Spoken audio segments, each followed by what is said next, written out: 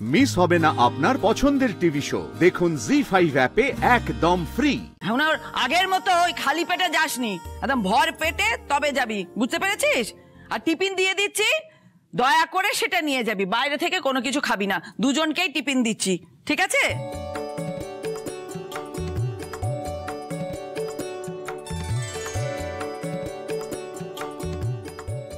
মা, আমি টিফিন নিয়ে যাব? কেন, সেটাতেও খুব অসুবিধে? হ্যাঁ, না না মা, আপনি টিফিন বানিয়েছেন?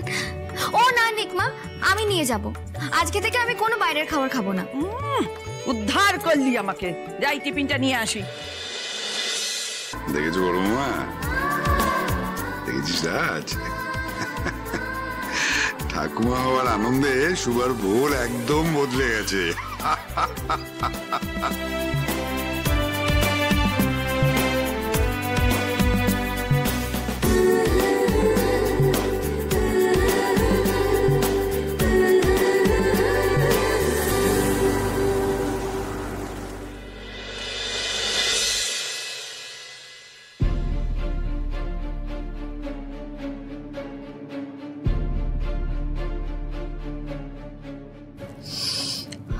কি সুন্দর।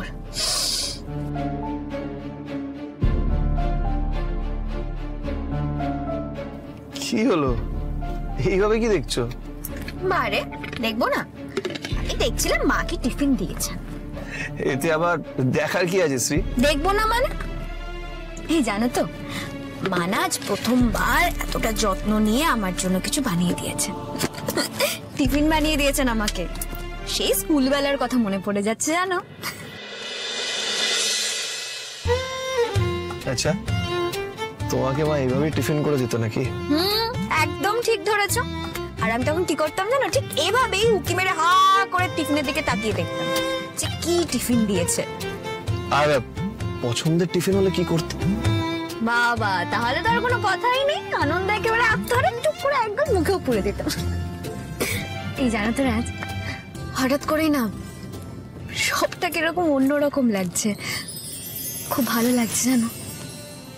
এই শোনো না, বুঝলাম আমারও না ওরকমই ফিলিংস হচ্ছে, সবকিছু যেন ভালো লাগছে।